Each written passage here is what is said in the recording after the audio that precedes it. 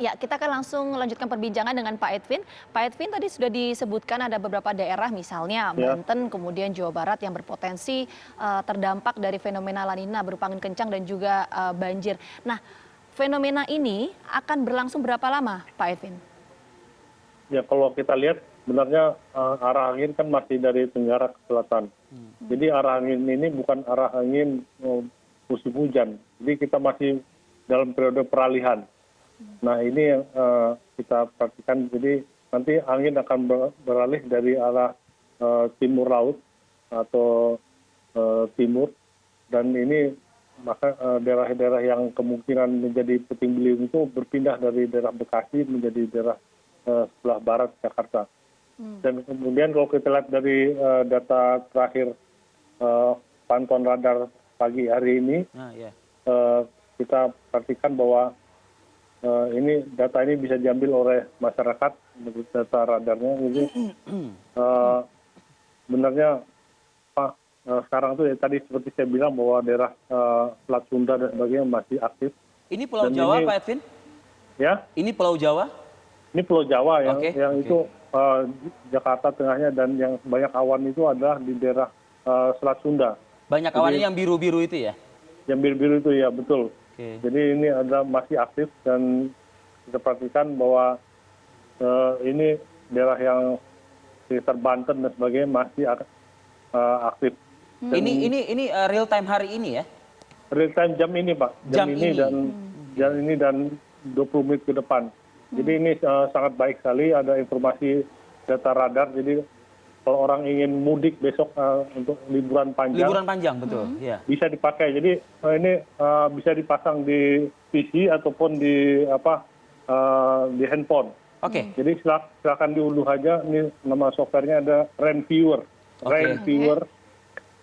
Masyarakat bisa mengunduh ini dan memperhatikan jalur rute besok libur panjang, apakah ini berbahaya atau mana, atau harus tunggu sebentar. Kata berbahaya Pak Edwin ini yang perlu saya dalami dengan gambar ini Pak Edwin. Artinya Ya. untuk pesisir Banten sebaiknya dihindari, begitu? Ya, tapi ini data ini pagi hari dan Pagi hari. awan-awan itu akan mulai muncul sore hari hingga malam hari. Anda punya ramalan mungkin atau forecasting untuk 1-2 Prediksi hari ya? ke depan terkait dengan gambar ini, begitu? Ya itu tadi dia menyebutkan data bahwa daerah pesisir Banten bagian barat itu yang saya sebutkan akan banyak daerah-daerah yang harus diwaspadai. Oke. Bertahan sampai dengan Jadi 1-2-3 hari ke depan? Ya, saya pikir daerah-daerah kayak Pantura, daerah Bekasi, mungkin sudah lewat ini puncaknya dan banjir tersebut. Oke. Tapi ini kita perhatikan di daerah Karimun Jawa dan sebagainya masih mengarah pembentukan awan pagi hari ini juga masih membentuk. Jadi silakan ini dipakai untuk masyarakat yang ingin berliburan panjang dan berjalan dengan mobil panjang ke arah Jawa Tengah dan sebagainya. Silakan ini diperhatikan terus-menerus untuk melihat posisi rute mana yang kira-kira terbaik untuk Pulau Jawa yang cukup aman untuk berlibur panjang di mana ya Pak Edwin? Jawa Timur sama Jawa Tengah, Pak. Jadi ini lagi diwaspadai adalah Jawa Barat. Oke, Pak Edwin, saya ingin kembali ke tadi sudah disampaikan Pak Edwin beberapa wilayah yang kemudian aman untuk berlibur panjang dan lain sebagainya. Tapi kalau kita kembali ke cuaca ekstrim di beberapa wilayah, ini kan tadi Pak Edwin mengatakan dampak dari fenomena La Nina. Ini melemahnya itu di bulan apa ya Pak? Oh, sebenarnya sekarang ini dampak dari La Nina itu sudah digantikan oleh dampak musim hujan. Dan kita perhatikan tadi masa peralihan kena angin ini masih dari selatan dan tenggara. Apakah sudah memasuki masa puncak, Pak? Biasanya puncak El Nino La Nina itu bulan Desember dan berakhir pada Februari akhir. Tetapi untuk Indonesia dampak itu tidak terasa karena kita sudah masuk puncak-puncaknya musim hujan. Dan jadi sebenarnya puncak-puncak yang mempengaruhi hujan kita adalah bulan September Oktober ini adalah puncak-puncaknya. Oke, baik Pak Edwin, ada informasi tambahan himbauan lagi dari Anda mungkin untuk masyarakat mengenai cuaca ini? Kalau saya perhatikan daerah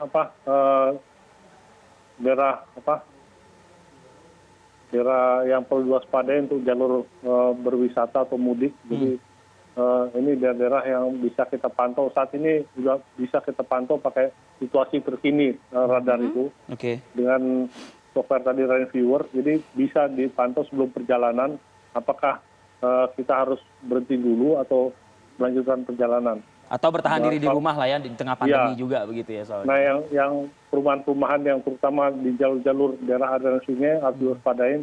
Saat ini adalah daerah Pantura. Tentu saja meskipun arah angin sudah berubah, tetap saja daerah Pantura, tapi di bagian sebelah baratnya dari Jabodetabek. Oke. Baik, Oke. Pak Edwin Ardian, terima kasih atas waktunya pagi ini bersama kami di Apa Kabar Indonesia Pagi. Selamat beraktivitas kembali Pak Edwin.